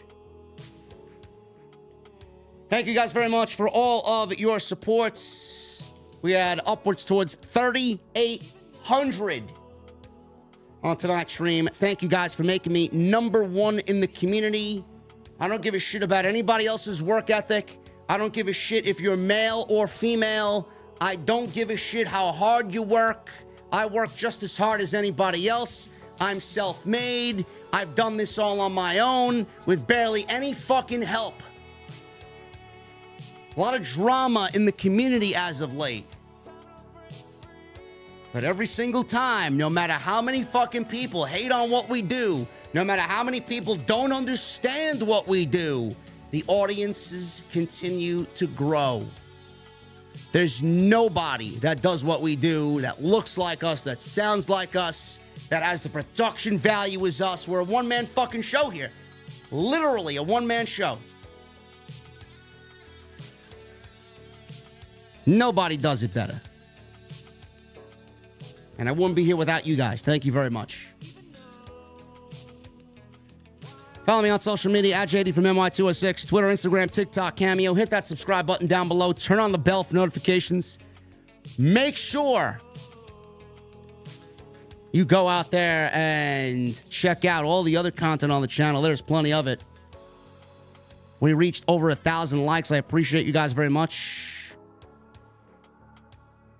And please hit that subscribe button down below. Turn on the bell for notifications. We are getting up there, man. We are on our way. 400 more subscribers for 159,000 subscribers.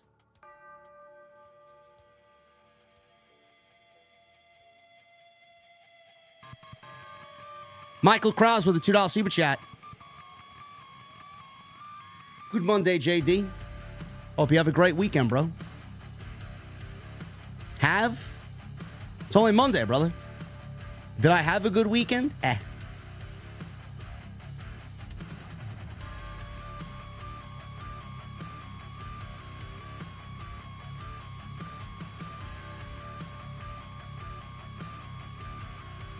BC said no. BC does not want to be a guest host on TNT. Well, that's a shame. Are you sure he said no?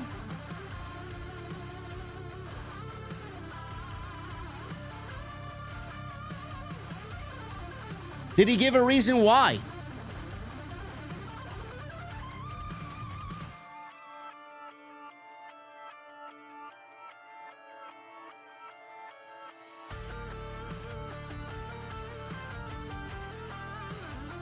Is BC even live now? BC's not live. How the fuck do you know?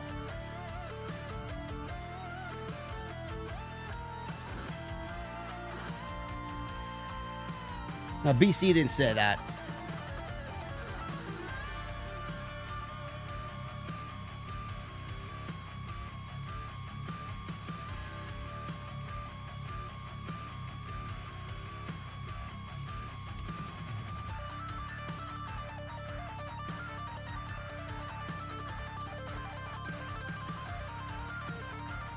BC rides solo.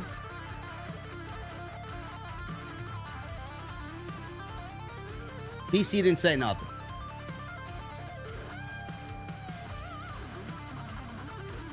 He said it earlier in his live stream. JF with a $4.99. Fun fact, Drew is the reason for all of Damien's failed cash-ins. Only for Priest to cash in at WrestleMania. The story in that is crazy.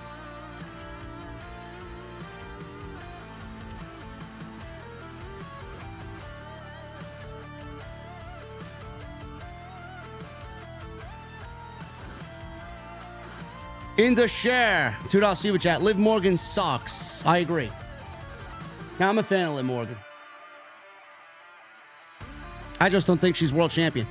D. Bastardo with a $10 super chat. Andrew is one of the main reasons you started TNT. Hope his reasoning for leaving isn't caused from any heat he takes because of your honesty. I hope you're doing all right. I'm all right, man.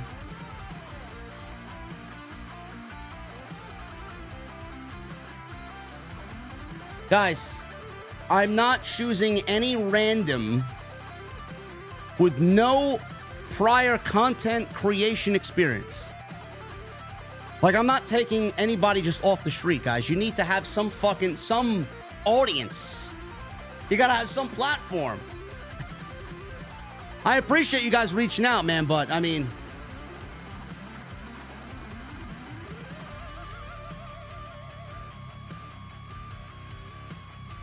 I am a Liv Morgan guy. Bastardo, I'm doing all right, bro. You know, when things get thrown out of whack,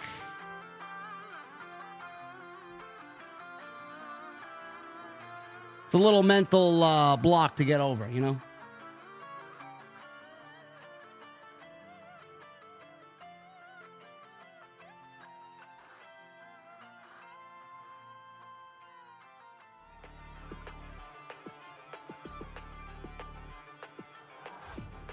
MGM97 with a $1.99. I feel like Kid again, literally tearing up.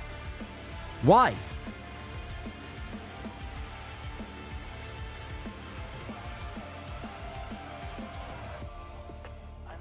Gregory Benson with a $9.99. Who do you think is a better pro wrestler, Jade Cargill or former New Japan champion Julia?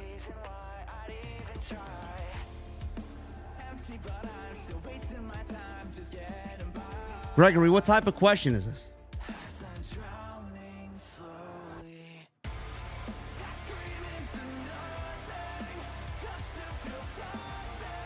Script Keeper with a new membership. Thank you, Script Keeper. Tony Brown with a $4.99. Rhea is too hot. Yeah, I know.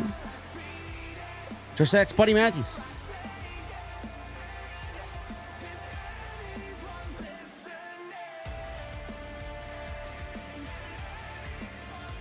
Can someone give me a timestamp in the chat? Someone give me a timestamp to where BC said he doesn't want to join the show.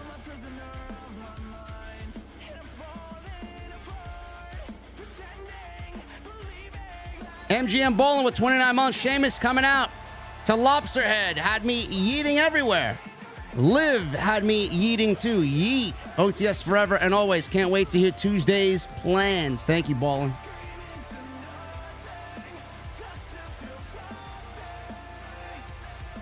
Shane Brown with 16 months. 16 months going strong, bro. Best in the IWC, the only channel anyone should join. But anyways, WWE's new camera angles are a whole nother level.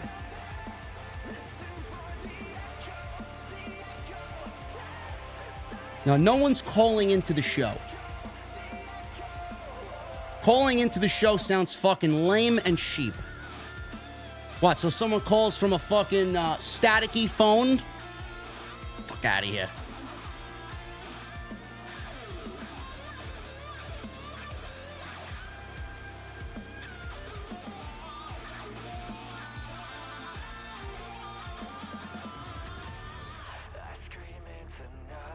His last stream was WrestleMania, huh?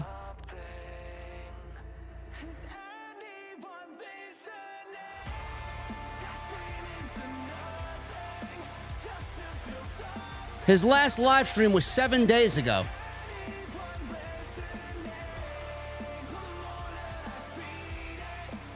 His last video was 2 days ago. Drew didn't leave the show until Saturday. BC didn't say shit.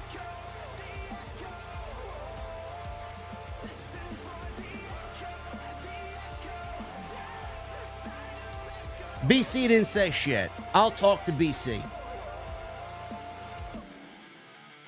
I'll see if I can make that happen.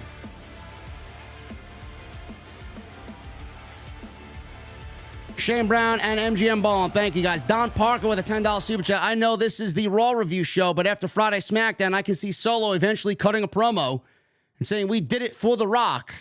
Had to throw that Rikishi reference in there. OTS for life. Wheezy? Mike 43, Wheezy?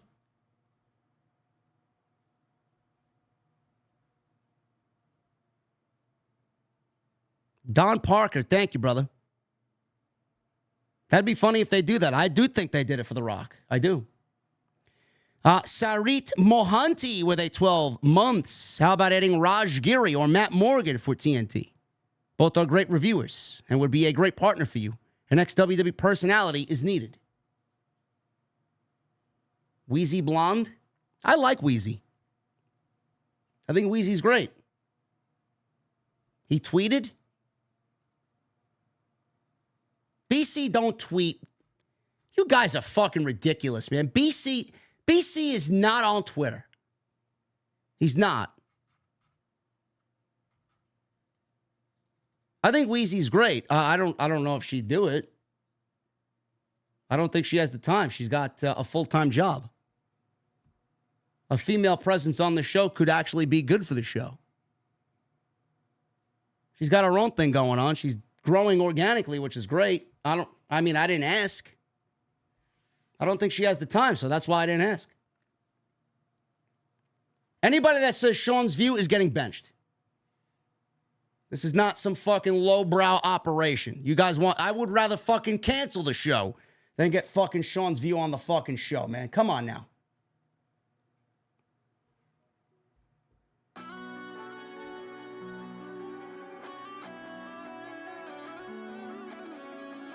You know who I did ask?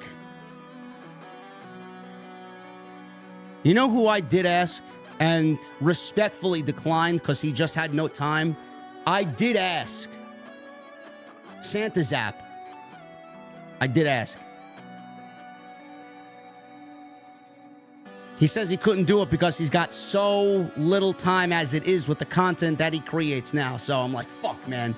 That would have been a banger show, man. That would have been a banger combination.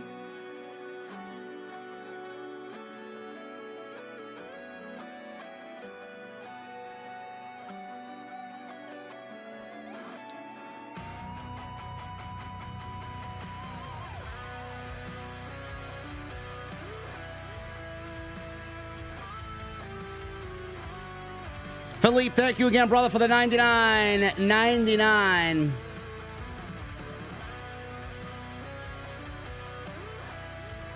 That metalhead dude with 28 months, do you really think turning Chad Gable heel, making him win a championship? I don't know.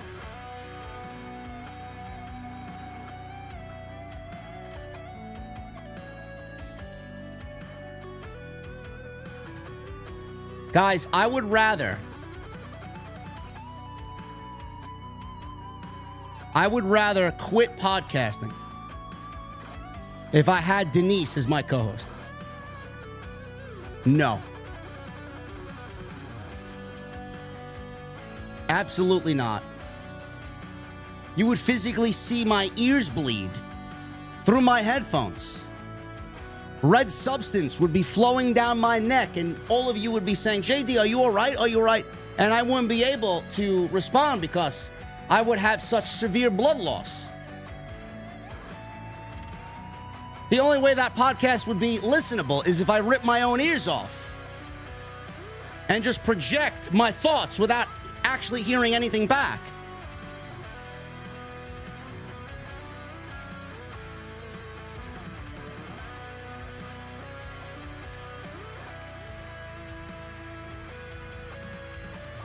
Ron Davis with a 30 months. JD, you're the effing best in the IWC. My son and I are going to Raw on August 5th. Can't fucking wait. One question in my JD voice. What the fuck are you drinking? God bless.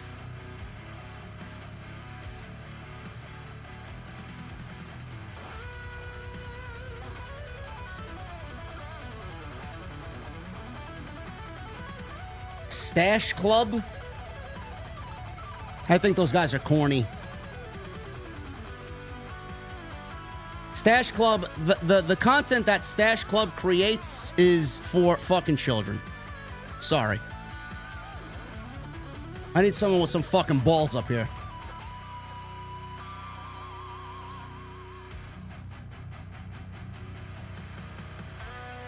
Anybody that says Ryan Satin, bench them.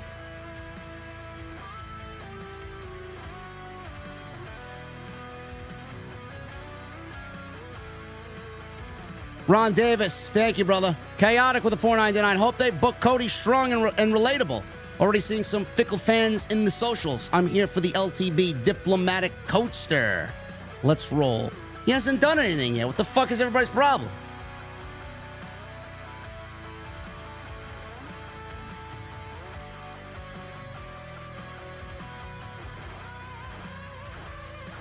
How many podcasters are there? There's only a few that are actually very good at what they do.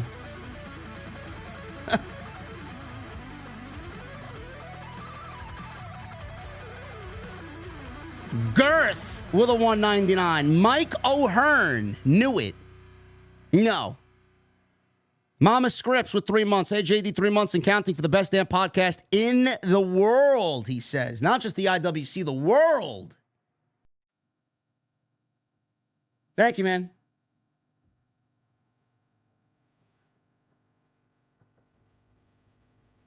Heisenberg with a $6.99. I had to delete Twitter. The Cody hate is so forced on there. It's only been 8 days and people are already calling his reign boring.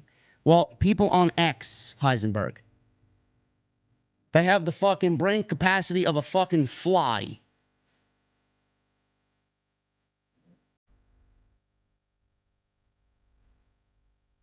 Lewis with a $4.99. Whoever you bring in, JD, I trust the process and I know it's going to be good.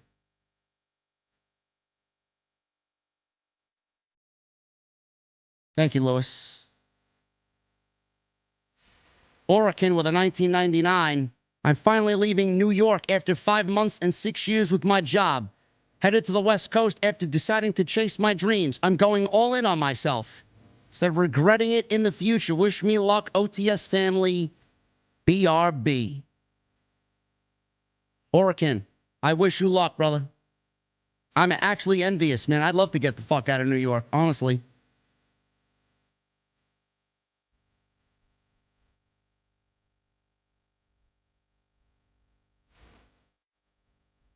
Brandon Collins? Who the fuck is that?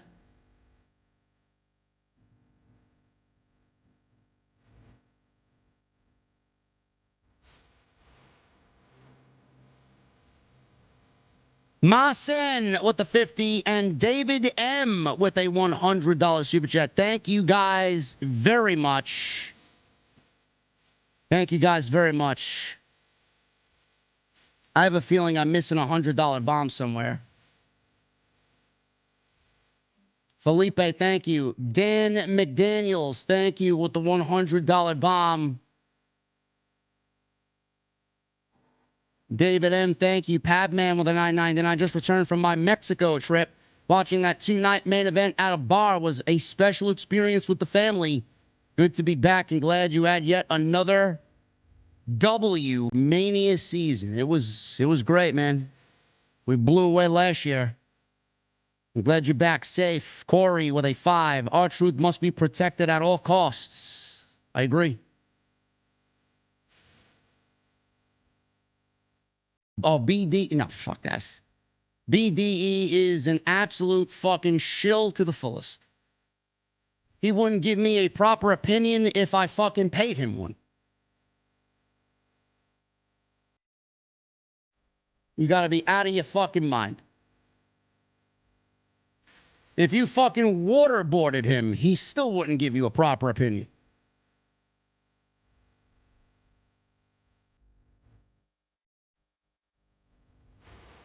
Cake with the $2 super chat. I ain't booing Liv. She's right.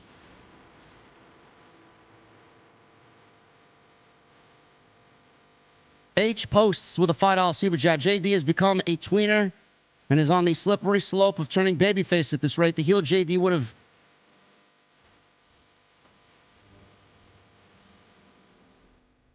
Come on, guys. Excoriated Dupree regardless. She sucks. What the fuck you want me to say? She sucks. She's not getting any better.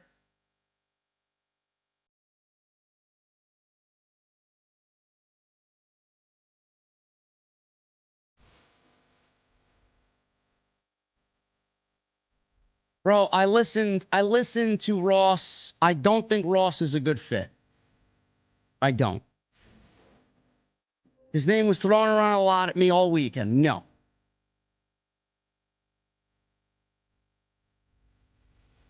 Jamie Acuna with a $4.99. Celebrating my 28th birthday, watching the best show in the IWC with a whiskey sour. Thank you, JD, for all that you do, brother. OTS for life. Oh, and go Dodgers. Fuck the Dodgers. Matt Morgan? No. Matt Morgan's microphone is some of the worst I've ever heard, man. I think he records off of his fucking cell phone.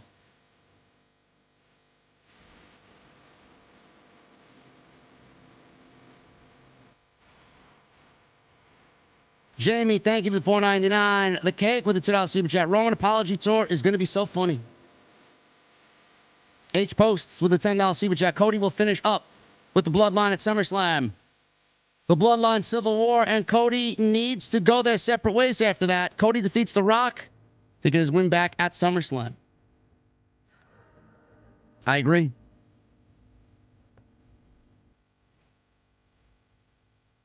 Lisa with a $5 super chat. Thank you, Lisa. If I could find Lisa's super chat, where did it go? There it is. I know I'm in a minority, but I would love Sammy, Roman, Jay, Jimmy to reunite even for one night. Sammy and the Bloodline is my favorite story.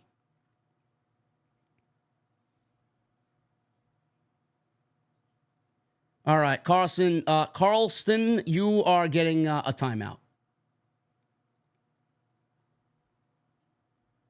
Clearly, you are naming just the most horrid of fucking creators, and you clearly are not understanding what I do here.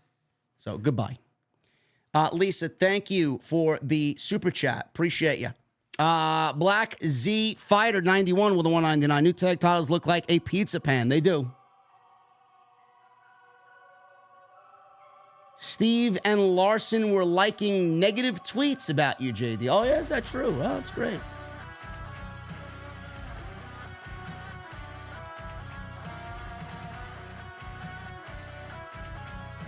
That's funny because every time I see Stephen Larson, they're all smiles and they shake my hand.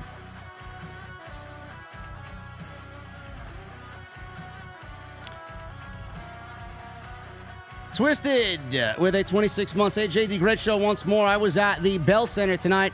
That Sami Zayn entrance was fucking fantastic. The pop lasts the whole entrance and more. Well, I'm glad you had a good time, Twisted. Sounded like a great show.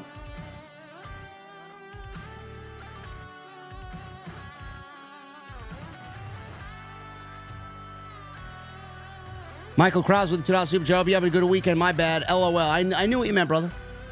Sean Ray J with a $5 super chat. Liv and Rhea can potentially go down as one of the greatest women's feuds ever. There is so much history. Also, Liv on her DM hunk shit right now on the timeline.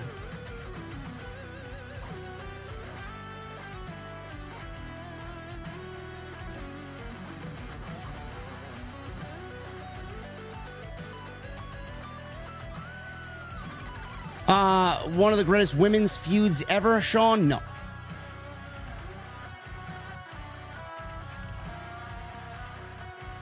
Cake with the 30 months. I got my card out of the trenches finally. Also, shout out to Jesse, and I hope his situation clears up.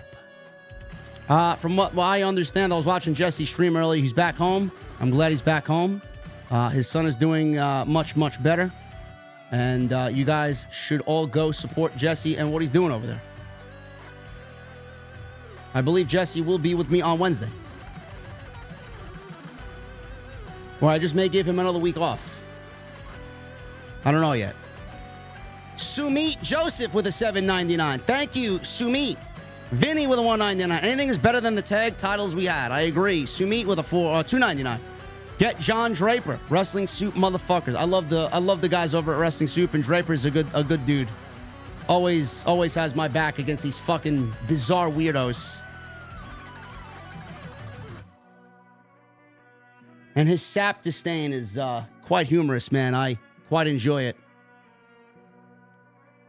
CK920 with a $2 super chat. Bring back your old co-host, Return of Beer Goons. All right, I'm going to have to get rid of you. Goodbye. Thomas with the $2 super chat. I came in late. What's going on with Drew? You guys will find out tomorrow. Bradley with a $1.99. Try Conman 167. Conman's all right, man. I'm looking for a vibe for TNT. I'm looking for a vibe.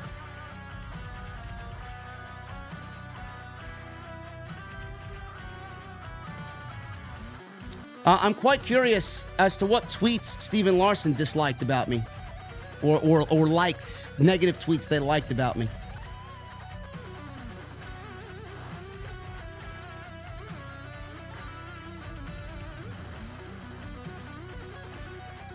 Bradley, thank you, brother, for the $1.99. Francis Luke with a $5 super chat.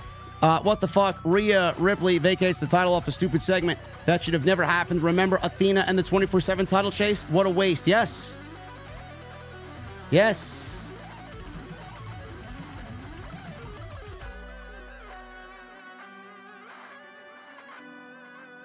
H Post with a $5 super chat. Drinking 3 rocks with 2 shots of Makers. My classic. Francis Luke with a $2 super chat. Liv Morgan is not championship material. I agree. Superior Tech, $2 super chat. I sent you the link on DM on Twitter, JD. Let's see.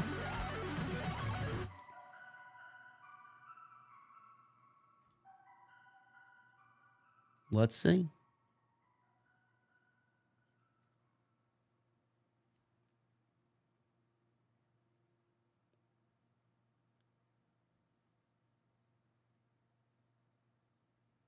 $59.30. The video is on. Let's say we'll listen to it together. Great rates count. Make flexible terms count. Make your savings count with smart CDs from Teachers. Teachers Federal Credit Union. Smart for all. My name is Fanny Texier, and I'm a documentary filmmaker. Hold on. I've been using.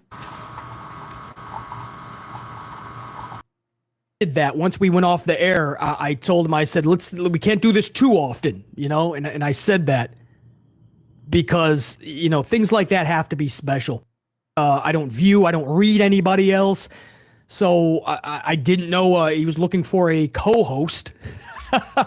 But no, I don't do that type of stuff. I've done it in the past with him on a one-off. And just as I said, as we ended that, once we went off the air, I told him, I said, we can't do this too often, and I said that because, things like that have to be special. I would never do a week-to-week thing, if that's what you're asking, or a show-by-show thing, no. Well, there you got it. BC is not in, so that is...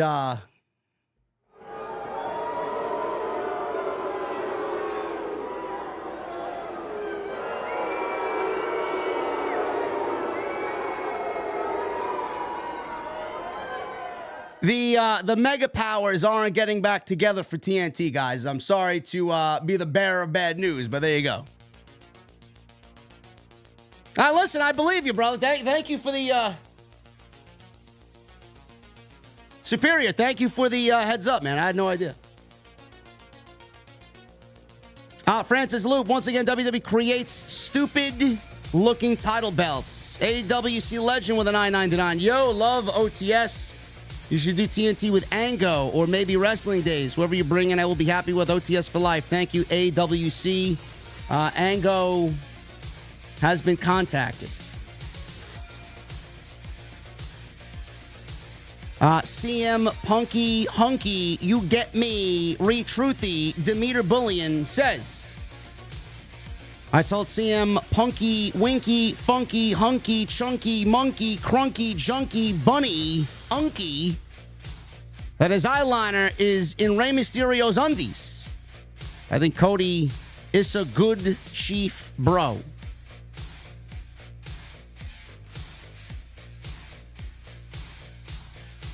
This fucking guy, man.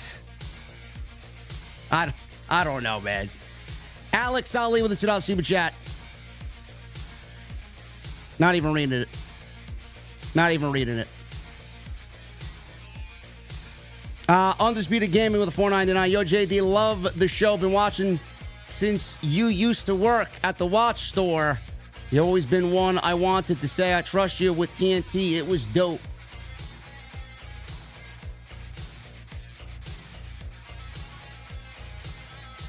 Schematics with the $2 super chat. Imagine the New York connection, JD and Brian last. I think Brian does great work, honestly.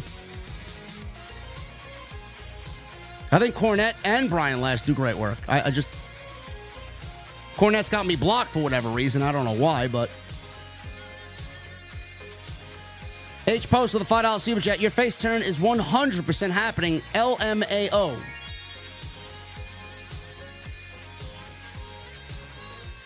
Hollywood Guy with a $2 super chat. How about Don Tony? He knows his stuff. Or Solo. Clone Force with a $4.99. You should get Geekdom 101. I know you may not know who he is. I don't. He covers a lot of movies in WWE, AEW. He mentions he watches you. His takes are great and honest. I got to check him out.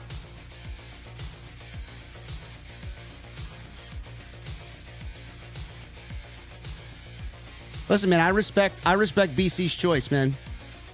BC is a fucking rebel. He's carving his own way, man. You got to appreciate it. All I wanted him was for one show. I didn't want him to be the fucking official co-host. I just needed him for one show.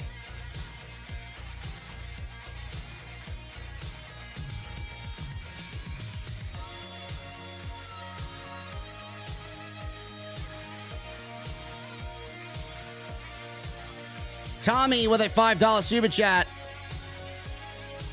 Maybe helping some of those creators on the brink of being great will be good for the community. Keep rocking, JD. You're awesome. Yeah, the thing is, Tommy, I don't listen to anybody. So I don't know. Clone Force with a $1.99. I know for sure you and Geekdom would own the trolls. RJ, $1.99. Most definitely Geekdom 101. And CM Hunky with a $1.99. This guy's got a fucking... a dumbbell.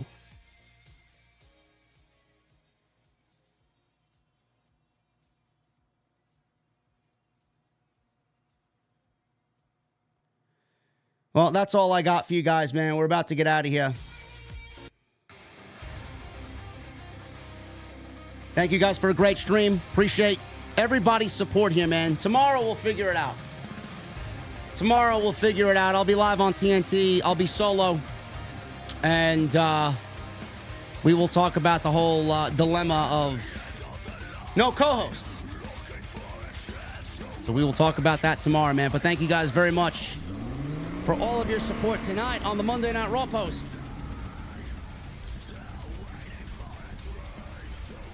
I don't even know who Geekdom 101 is, bro. I've never listened to anything he's done. I don't listen to anybody. I appreciate that people know who I am. I just don't. I don't have a good ear to who's who and who does what they sound like. I don't. Anyway, guys, we'll figure it out tomorrow. I'll be live at 8:30. We'll go over the news and TNT will be live. Follow me on social media at JD from NY206. It's Twitter, Instagram, TikTok, Cameo. Hit that subscribe button down below. Turn on the bell for all notifications. Make sure you guys continue to hit that thumbs up. Thumbs up helps out the channel tremendously. Go check out all the other content on the channel. There's tons of it. Thank you for the super chats. Leave me a comment down below. Let me know what you guys thought about tonight's Monday Night Raw and the Gable heel turn. And thank you to my sponsor for tonight's show, BlueChew.com. Code JD at checkout for your free sample. Guys, tomorrow night, we'll talk about it. TNT, tomorrow night, 8:30, right here on the channel. Until then, take care, guys.